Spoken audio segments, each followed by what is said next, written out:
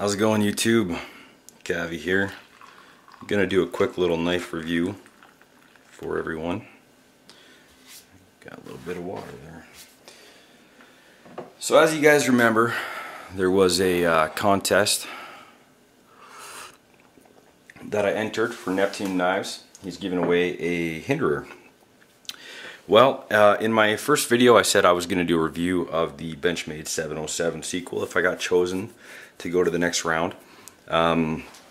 However, out of the only 6 entries, 6 guys did video responses. I'm the only one who did not make round 1. So that is pretty crappy, but I wanted to get this review out of the way anyways. So it'll be kind of my own style. It's not going to be along with Neptune's style there, but best of luck to the other contestants in that contest. I mean, awesome prize. Would have liked to make it there, but unfortunately somebody's got to get cut. So I'm going to do a quick little review. You guys have all probably seen Benchmade boxes, how they show up. This is typical. This one is actually from my Mini Griptilian. I can't find the box from my 707. It's probably buried somewhere. But Benchmade always kind of throws at you a really nice packaging, a little cloth like this. Usually there's a little sticker in there sometimes too, and but really nice packaging. You know, these little cloths are nice to have for cleaning and whatnot.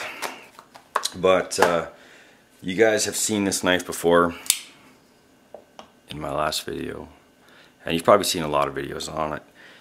Benchmade 707 sequel. This is still probably my most favorite and most carried little EDC.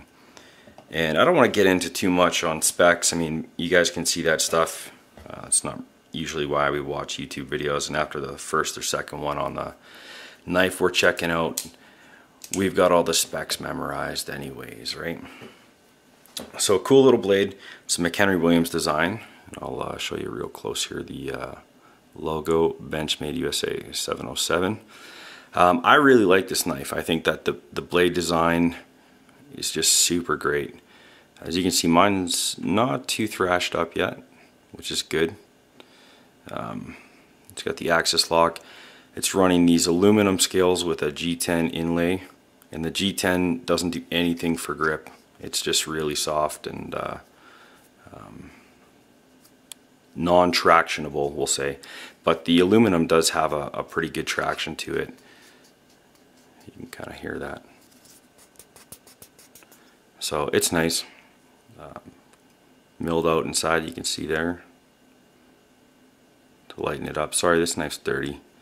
Like I say, I use it all the time. I didn't want to take it out of rotation to clean it. Pocket clip can go both ways. It's got the phallic looking clip, Benchmade's original pocket clip, and this one I prefer because it doesn't, once it gets scratched up, it doesn't show the wear as much. And you can see it's kind of getting a couple of shiny spots in some of the raised areas there, but sporting the axis lock, love it. Beautiful knife. Oh, cool. Oh yeah, back of the blade, you guys want to see that probably too. There we go, McHenry Williams, US patent, 154 cm, and a bunch of dust in there, of course. Like I say, it gets carried, it gets used.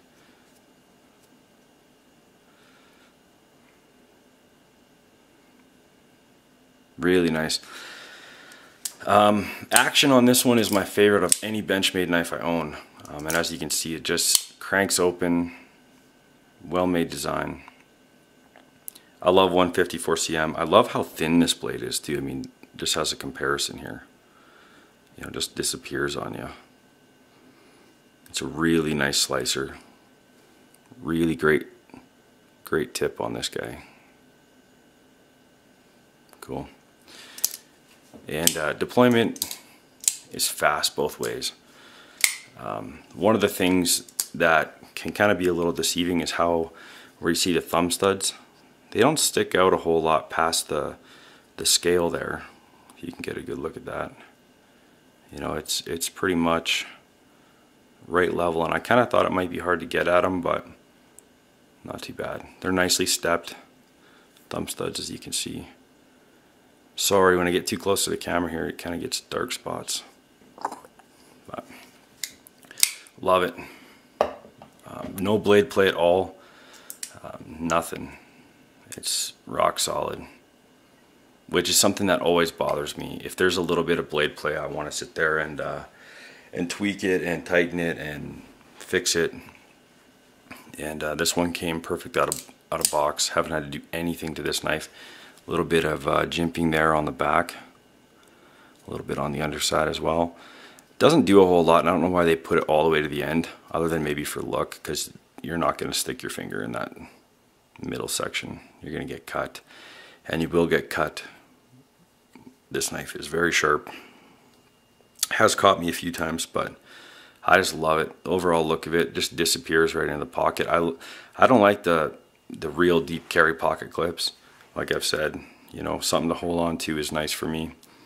Get it in and out of the pocket. So one thing that I'm going to do with my reviews here too is I'm going to show you guys some comparable knives. The 707, before I get corrected on that again, the 707 sequel is very comparable to the Benchmade Mini Griptilian, as you can see here. Size comparison, very close. When you look at the blade thickness as well, the sequel is a little bit thinner towards the tip, and they both have that top swedge, although it's a lot deeper on the sequel than on the Mini Griptilian, which is on the left. So very cool little knives. I really like the Mini Griptilian. The only thing with this knife is I do find that the action isn't as nice.